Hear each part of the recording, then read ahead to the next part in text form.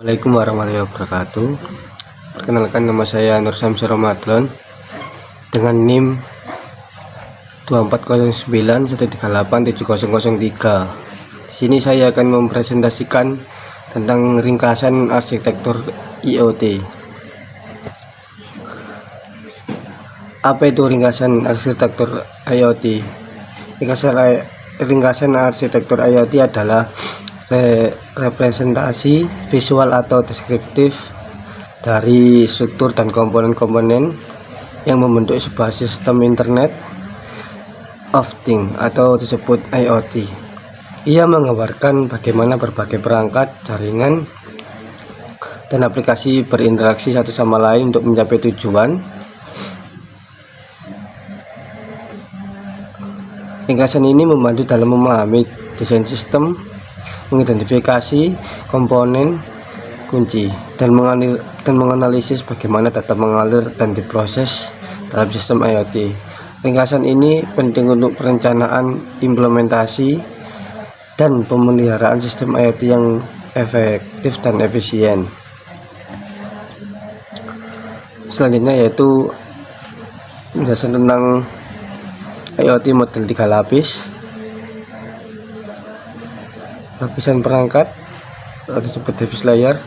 Lapisan ini terdiri dari perangkat fisik IoT seperti sensor, suhu, kelembapan, cahaya, dan lain-lain, aktuator, motor, lampu, dan lain-lain, dan perangkat tertanam lainnya yang mengumpulkan data atau melakukan aksi di dunia fisik. Contoh sensor suhu pada mesin, kamera CCTV, dan smart lock. Yang kedua yaitu lapisan jaringan. Lapisan ini bertanggung jawab untuk menghubungkan perangkat di lapisan perangkat ke lapisan aplikasi.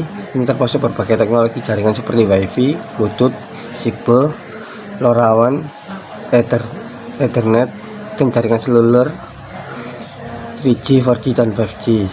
Router, gateway, dan infrastruktur jaringan lainnya berada di lapisan ini. Gateway seringkali melakukan fungsi translasi protokol antara jenis jaringan. Yang ketiga yaitu lapisan aplikasi. Lapisan ini bagian paling atas berisi aplikasi dan layanan memproses data yang dikumpulkan dari perangkat. Ini berupa aplikasi web, aplikasi mobile, sistem cloud seperti AWS, Azure, dan Google Cloud, atau sistem analisis data. Lapisan ini menyediakan antar mereka pengguna dan fungsionalitas utama dari sistem IoT. Contoh dashboard monitoring, sistem analisis prediktif, sistem kontrol otomatis. IoT model 3 lapis yaitu mempunyai kelebihan sederhana, mudah dipahami dan diimplementasikan, dan biaya rendah. Dan mempunyai kekurangan yaitu kurang fleksibel, skalabilitas terbatas, keamanan yang kurang kuat, kesulitan dalam memanajemen perangkat yang banyak. Yang selanjutnya yaitu IoT model 5 lapis. Yang pertama yaitu lapisan perangkat. Lapisan ini berisi perangkat fisik yang mengumpulkan data seperti sensor, aktuator, dan perangkat pintar. Yang kedua yaitu lapisan komunikasi. Lapisan ini mengelola komunikasi antara perangkat dan server menggunakan protokol seperti Wi-Fi, Bluetooth, dan jaringan seluler. Yang ketiga yaitu lapisan jaringan. Lapisan ini menghubungkan perangkat ke internet menggunakan gateway atau router untuk mengelola lalu lintas data. Yang keempat yaitu lapisan aplikasi. Lapisan ini berisi aplikasi yang memproses data yang dikumpulkan oleh perangkat seperti aplikasi analisis data, kontrol perangkat, dan visualisasi data. Kelima yaitu lapisan awan.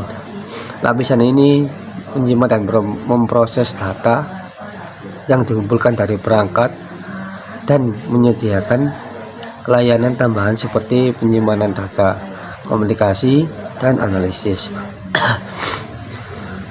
IoT model 5 lapis juga mempunyai kelebihan dan kekurangan. Kelebihan tersebut yaitu lebih fleksibel dan skalabel dari arsitektur 3 lapis, manajemen data yang lebih baik, keamanan yang lebih baik. Serta kekurangannya yaitu kompleksitas yang meningkat, biaya implementasi yang lebih tinggi. Yang selanjutnya yaitu IoT model 7 lapis. IoT model 7 lapis juga punya 7 lapisan. Yang pertama yaitu lapisan perangkat, adalah lapisan paling dasar yang berisi peringkat fisik seperti sensor, aktuator, dan perangkat pintar. Perangkat ini mengumpulkan data dari lingkungan dan mengubahnya menjadi format digital.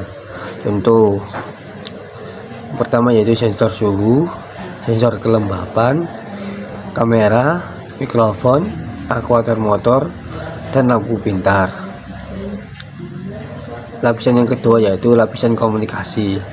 Lapisan ini mengelola komunikasi antara perangkat dan server.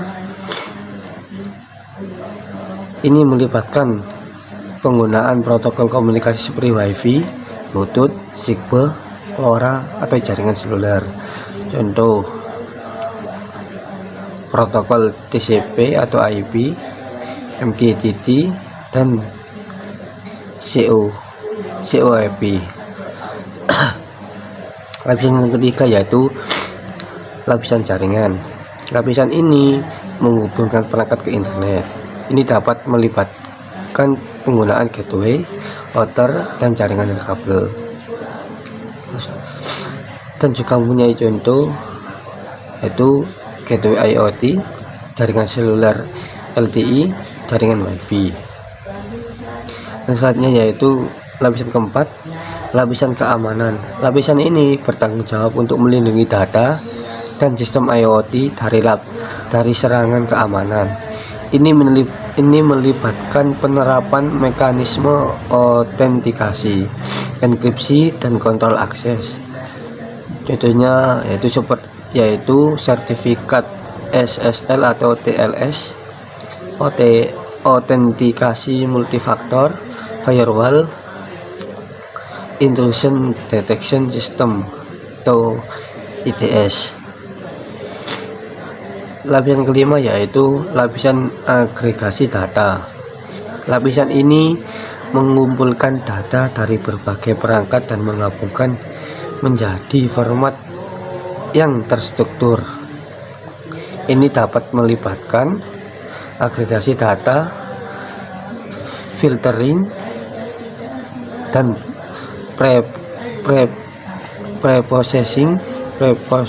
preprocessing.